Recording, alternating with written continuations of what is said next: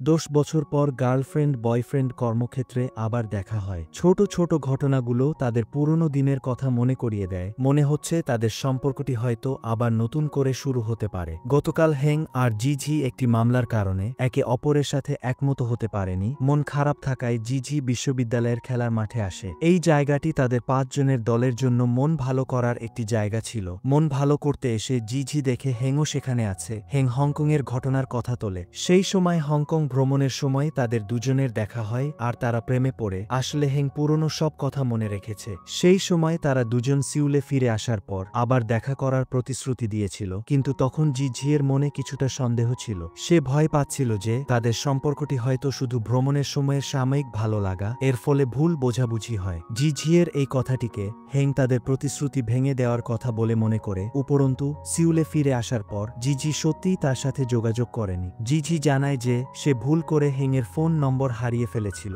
যাই হোক, হেং প্রথমে দেখা করতে চেয়েছিল, কিন্তু সে একেবারেই আসেনি। আবেগপ্রবণ হয়ে জিজি বলে, একটু থামো, তারপর আবার সব বোঝাব। জিজিয়ের প্রতি হেং সবসময় আবেগপ্রবণ থাকে আর অদ্ভুত কথা বলে। হেং কিছুটা লজ্জা পেয়ে দ্রুত উঠে চলে যায়। জিজি ব্যাংকে ফিরে এসে তার অবিবেচনার জন্য হেংয়ের কাছে ক্ষমা চায়। হেং উদারভাবে জানায় যে ভবিষ্যতে সে জিজিকে সাহায্য করার জন্য যথাসাধ্য চেষ্টা করবে। জিজি যেমনটি আশা করে সে বন্ধুত্বপূর্ণভাবে সাহায্য করতে পারবে কিনা তা সে নিশ্চিত করতে পারে না। পরের দিন খবর আসে যে বিল্ডিংয়ের কয়েকটি আইন সংস্থা একসাথে হবে। এর ফলে 5 জনের দলটি, যারা আগে বিভিন্ন আইন সংস্থা থেকে এসেছিল, এখন আনুষ্ঠানিকভাবে একই অফিসের সহকর্মী হয়ে যায়। একসাথে হওয়ার কিছুক্ষণ পর জিজি একটি মামলা পায়। একজন কিশোর অপারেশনের দিন মারা যায়। কিশোরের পরিবার মামলা করে, কারণ তারা মনে করে যে তাদের সন্তানের মৃত্যুর কারণ ডাক্তারের ভুল চিকিৎসা। ডাক্তার আর হাসপাতালের পরিষেবা বিভাগের প্রধান একসাথে আইন সংস্থায় আসেন। তবে অভিযুক্ত হওয়ার পর দুজনের আচরণ সম্পূর্ণ আলাদা ছিল।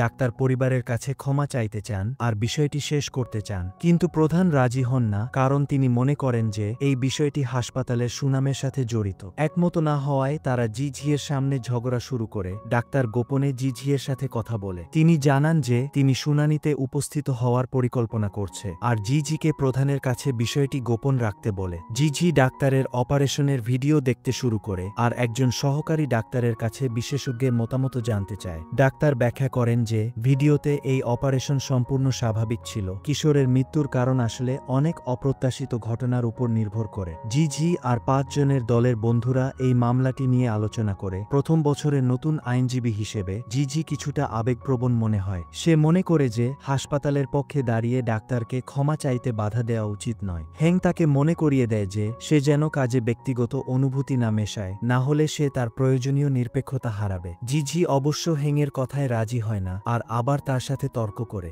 সে মনে করে যে হেং খুব ঠান্ডা আর আবেগহীন। লিকিংয়ের মামলার জন্য জিজি সাবধানে তথ্যগুলো পরীক্ষা করে। জিজি ভিডিওটি সাবধানে দেখে আর কঠিন চিকিৎসার শব্দগুলো বোঝার চেষ্টা করে। সে দেখতে চায় যে ভিডিওতে এমন কোনো ভুল আছে কিনা যা এমনকি ডাক্তারও ধরতে পারেনি। এক রাত জেগে থাকার পর পরের দিন 5 জনের দল একসাথে খেতে যায়। জিজি আবার এই মামলাটি তোলে। যদিও কোনো প্রমাণ নেই, তার ষষ্ঠ ইন্দ্রিয় তাকে বলে যে এই অপারেশনে কিছুটা সমস্যা আছে। জিজিয়ের মতে ষষ্ঠ ইন্দ্রিয় এক ধরনের বিজ্ঞান, এটি তার অভিজ্ঞতা থেকে পাওয়া বড় তথ্য। হেং আবার জিজিয়ের বিরোধিতা করে আর ষষ্ঠ ইন্দ্রিয়কে বিজ্ঞানের অংশ মানতে অস্বীকার করে। 5 জনের দলের বাকিরা জিজি আর হেংয়ের মধ্যে মাঝে মাঝে ছোটখাটো ঝগড়া থামাতে চেষ্টা করে। তারা প্রস্তাব করে যে দুজনের মধ্যে কথা বলার সময় কিছুটা নরম হওয়া উচিত, শুধু অর্ধেক কথা বললেই হবে। জিজিয়ের কোনো সমস্যা নেই, কিন্তু হেং কিছুটা অনিচ্ছুক মনে হয়। এই দেখে বন্ধুদের মধ্যে একজন, ওয়েন টিং, মজা করতে শুরু করে। সে হেংকে জিজ্ঞাসা করে যে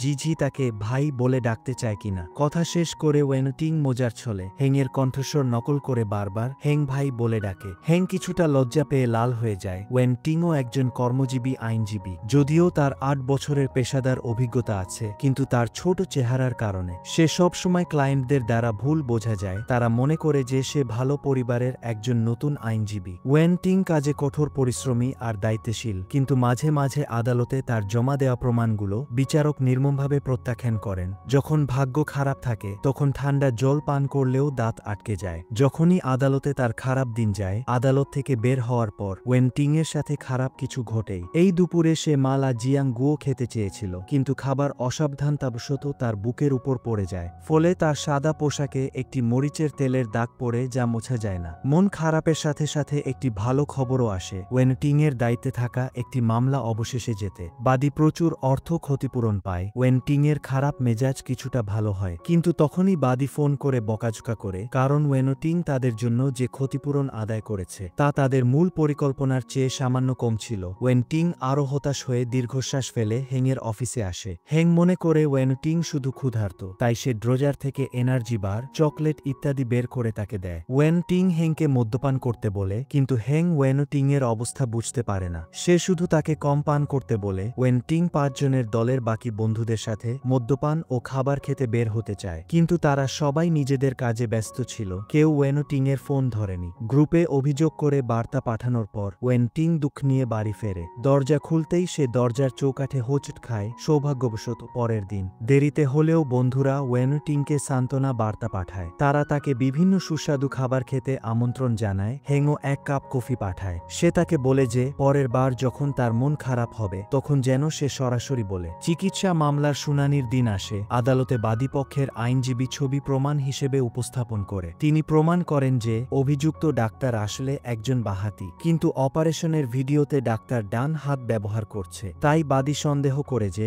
ডাক্তার কাউকে দিয়ে প্রক্সি অপারেশন করিয়েছে। কিন্তু জিঝিয়ের পক্ষে যে ডাক্তার উপস্থিত হওয়ার কথা ছিল তিনি কোনো কারণ ছাড়াই আসেননি। কিছুক্ষণ পর কয়েকজন পুলিশ আদালতে এসে বাদীপক্ষের পরিবারকে নিয়ে যায়, কারণ লোকটি সেই ডাক্তারকে ছুরিকাঘাত করেছিল। সৌভাগ্যবশত ডাক্তারের বড় কোনো আঘাত লাগেনি। আজকের শুনানি জিঝিয়ের ষষ্ঠ ইন্দ্রিয়কে প্রমাণ করে। জিঝি কিছুটা নিজেকে দোষ দেয়, যদি সে আগে জানতে পারত যে ডাক্তার বাহাতি তাহলে আজকের পরিস্থিতি তৈরি হতো না। জিঝি হেংকে মেসেজ পাঠাতে চায়, কিন্তু অনেক ভেবেচিন্তে সে তা করে না। লিফটে ঢোকার সময় হেংও সেখানে ছিল। জিঝি বলে যে সবকিছু ঠিক আছে, কিন্তু হেং তার দীর্ঘশ্বাস ফেলার ভঙ্গি লক্ষ্য করে। সে আবার লিফট খোলে আর জিঝিকে দেখে। সে তাকে জিজ্ঞাসা করে যে তার সাহায্যের প্রয়োজন আছে কিনা। ইতিবাচক উত্তর পেয়ে হেং লিফটে ফিরে আসে আর জিঝিয়ের অফিসে আসে। সে তার সাথে অপারেশনের ভিডিও দেখে। দুজনের দূরত্ব খুব কাছাকাছি ছিল। এক মুহূর্তে তাদের চোখ অজান্তেই একে অপরের সাথে মিলিত হয়। পরিবেশ কিছুটা রোমান্টিক আর অস্পষ্ট ছিল। জিঝি চোখ সরিয়ে নেয়। সে হেংকে মামলার পরিস্থিতি ব্যাখ্যা করে। জিঝিকে চিন্তিত দেখে হেং তাকে খেতে টেনে নিয়ে যায়। লিফটের জন্য অপেক্ষা করার সময় দুজন অজান্তেই অতীতের কথা মনে করে 10 বছর আগে একদিন অপরিচিত জিঝি আর হেং প্রত্যেকে হংকং ভ্রমণে আসে। ভাগ্যের কারণে হংকংয়ের এই অপরিচিত শহরে তারা সব সময় অজান্তেই একে অপরের সাথে দেখা করত। তারা একই বিমানে, একই বাসে, একই ট্যুর বাসে চড়েছিল, এমনকি একই হোস্টেলে উঠেছিল। ছোট হোস্টেলের মধ্যে বারবার দেখা হওয়া অপরিচিত মহিলার মুখোমুখি হয়ে হেং অবশেষে একসাথে খাবার খাওয়ার প্রস্তাব দেয়। এখন 10 বছর পর দুজন সুবিধার দোকানে একসাথে ইনস্ট্যান্ট নুডলস খাচ্ছে জিঝিকে সাহায্য করার জন্য। হেং ওয়েনটিং এর স্বামীর সাথে দেখা করে। লোকটি হাসপাতালের অপারেশন থিয়েটারের নার্স। অপারেশনের ভিডিও দেখার পর ওয়েনটিং এর স্বামী দুজনকে ব্যাখ্যা করে অপারেশনের সময় বিপরীত দিকের ব্যক্তির হাতের সাথে হাত স্পর্শ করা যায় না, এমনকি বাহাতি হলেও ডান হাত দিয়ে অপারেশন করা হয়। অন্য কথায় ভিডিওতে প্রধান ডাক্তার আসলে সেই ডাক্তার নিজেই, তথাকথিত প্রক্সি অপারেশন নয়। জিঝি হাসপাতালে গিয়ে ইতিমধ্যে সুস্থ হয়ে ওঠা ডাক্তারের সাথে দেখা করে। ডাক্তারও তাকে তার মনের অবস্থা ব্যাখ্যা করে, যদিও অপারেশন কোনো ভুল হয়নি। কিন্তু যখনই অপারেশনের পর রোগীর মৃত্যু হয় ডাক্তার নিজেকে দোষারোপ আর পালানোর মিশ্র জটিল অনুভূতির মধ্যে ডুবে যান। সেদিন আদালতে যাওয়ার পথে ডাক্তার স্পষ্ট দেখতে পান কিশোরের বাবাকে, কিন্তু তার মুখোমুখি হওয়ার সাহস ছিল না। আর এখন তার ভেতরের অনুশোচনা দূর করার জন্য ডাক্তার পরিবারের সাথে আপস করতে চান। তিনি আশা করেন যে তিনি তাদের জন্য একটি ন্যায্য শাস্তি পেতে সাহায্য করতে পারবে। হেং অফিসের সব স্ন্যাক্স একসাথে জড়ো করে জিঝিকে দিতে চায়। এটি হেংকে একটি মামলা দেয়, যা হেংয়ের সবচেয়ে অপছন্দের বিবাহ বিচ্ছেদের মামলা। হেং প্রথমে ওয়েনটিং এর সাথে মামলা বদলাতে চেয়েছিল, কিন্তু তাকে বলা হয় যে ক্লায়েন্ট চায় মামলাটি একজন পুরুষ আইনজীবীকে দেয়া হোক। হেং অনিচ্ছায় মামলাটি গ্রহণ করে আর ক্লায়েন্টের সাথে দেখা করে। লোকটি দাবি করে যে সে তার বিবাহবিচ্ছেদ হতে যাওয়া স্ত্রীকে 1 পয়সাও ভরণ পোষণ বা সম্পত্তি দিতে চায় না। কিছুক্ষণ পর হেং ক্লায়েন্টের পক্ষে পারিবারিক আদালতে শুনানিতে উপস্থিত হয়। সে দেখে যে অভিযুক্ত স্ত্রী আসলে তার 9 বছর ধরে যোগাযোগহীন প্রাক্তন বান্ধবী। এখন কি হবে এই সাসপেন্স রেখে এই এপিসোড শেষ হয়। নেক্সট এপিসোড খুব দ্রুত আসবে। ভিডিওটিতে লাইক আর চ্যানেলটি সাবস্ক্রাইব করুন।